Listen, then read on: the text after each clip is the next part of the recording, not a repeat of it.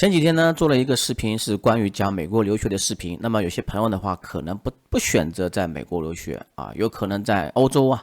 英国啊、澳大利亚啊、爱尔兰都有可能，是吧？其实，在这些地方留学呢，总而言之是欧美国家。那么欧美国家租房是一个很头大的问题，因为大学住宿的宿舍费用啊，很多时候都要比你在校外住宿贵，是吧？那这样一个问题的话，有个契机啊，就是今天介绍一个网站，是关于你还没出国留学之前，如何去寻找到这种住处。那么首先的话，打开这个 Mr. C 啊，然后呢，这边有个欧美留学住房网站，然后点进来之后，到达这个页面啊，这个网站呢是叫安博啊，然后呢这边的话是有这个100万个床位啊，其实这个不是床位啊，其实这个房间应该是啊。然后呢，800所大学，250多个全球城市，然后 Trustpilot 的话，这个评分挺高的啊，4.8分啊，总共是5分嘛。然后这边的话，你可以填写一个你的表格啊，因为这东西的话，说实话，其实你之前是不用先付钱的啊，你可以先提交意向，比如说你选择什么大学，然后什么时候入学啊，比如说有些时候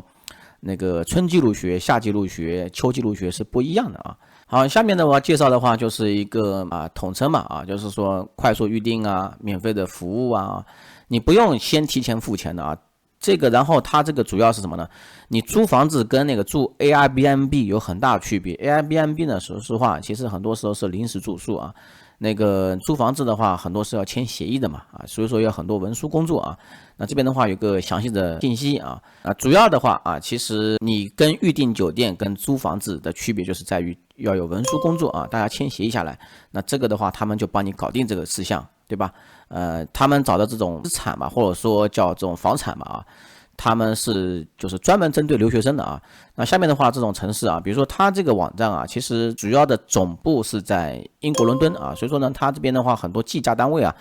都是用英镑计价的然后呢，你主要是针对欧美国家。好，点开主页之后然后我们可以看到这里然后你可以搜索城市比如说我自己搜索过的那个洛杉矶跟拉斯维加斯的对比这两个城市，因为我去过，所以说呢，我看了一下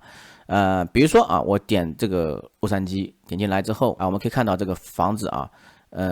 比如说这个地图然后呢，你可以看到这个走全面一点你看到哪里洛杉矶呢稍微比较贵一点比如900多一个月大概1000块左右吧，$1000左右嘛你看这房子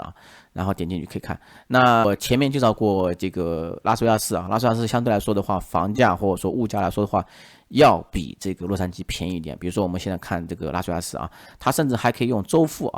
用周付的方式。其实美国很多时候呢，工资用每周结算的话也挺多的就每周发是工资，所以说呢，你每周付是房租也是正常的这边的话，其实呢，你都是咨询它不像这个 Airbnb 和订酒店一样，你要先付钱因为这东西呢，你要看房东有没有意愿租给你也要看你自己有没有意愿去租这个房子，所以说呢，要大家互相匹配双向匹配。那么有一些房子的话，这边还有一个$100的 cashback 就是返现，那么这个的话，主要大家还是商量好，其他我就不说了我说一些常见问题就小字部分这个的话很多人会忽略它这个呢可以有短期租赁选择，有些时候呢它可能有个夏季课程因为美国其实你可以选择2个学期，一年的话有3个学期你可以选择读2个学期，也可以选择读3个学期这不一样。如果说短期学习的话，你可以选择这种房子，而且这种房子的话，基本上在这个大学周围附近然后的话就是关于宠物和残疾人的问题，这个也要咨询是吧？那水电费的问题也要商量一般来说，很多的话基本上是含水电，或者说这个要看商量如果说你跟房东合租的话这个房东可能是跟你包含水电的。如果说你单独住的话，那就单独算了。好，下面呢有一些方面的问题比如说拉斯维加斯的这个费用吧基本上他给你列出个预算你可以把下面列出来，然后呢，比如说电费多少钱，大概电话费多少钱？这电话费这个别太高了电费也不用这么多，说实话那个医疗保健这个也算多了其实拉斯维加斯生活成本相对较低的，真的是比较低的用不了这么多的。还有吧，就是著名大学其实我上个视频就介绍的是第一个跟第二个就是UNLV 跟那个 CSN 那比如说你看好这个房子之后啊，点进来之后，你可以看到这个图片啊，这个房子房型，然后照片基本上都还挺齐全的啊，非常齐全。主要是因为如果说你没有人到美国啊，你处理这些事情是挺麻烦的，而且呢，你要找这种租房子啊，你要落脚的话，跟老外沟通的话，老外很多时候呢会看你的信用分啊，那你这是一个非常好的选择。那么甚至我觉得啊，如果说他愿意给我短租1个星期的话，比如说像我这次去啊，我找别人帮我忙也要花$200多啊，那我还不如找这个呢啊，这个才$185。如果说他愿意租给我1个星期的话，那我$185的话，我感觉挺划算啊，是吧？好，我们看一下他是如何这工作的啊，就是怎么个流程啊。首先的话就是你发现哪个公寓你喜欢哪个公寓就行了啊，确定位置啊，你找好位置，然后跟大学近不近啊，然后呢他们会告诉你这个涉及的租金、存款有些时候他会看啊，申请费等详细信息。那还有的话就是文书工作啊，比如说这个协议嘛啊，押金，毕竟你租房子要押金的啊，还有一次性申请费之类的。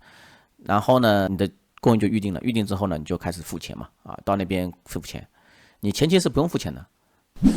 好，顺便说一个彩蛋啊，这个网站呢是专门给留学生用的啊。那我发现这个网站的话还提供这个奖学金服务啊，奖学金的话是我不知道是他们自己的还是哪家公司的，或者说他帮你申请奖学金啊，但是这边按说的话啊，他说是他们家的啊。然后呢，奖学金啊，这个奖学金的话是主要看你这个有什么，主要看你有什么创造力啊，你的目的、学术价值、经济需求等那个来判断啊。这个的话，大家可以看一下啊。我觉得这种的话，他们设定这东西的话，其实也是在找潜力投资吧啊。这算是一个彩蛋吧，有聊胜于无吧。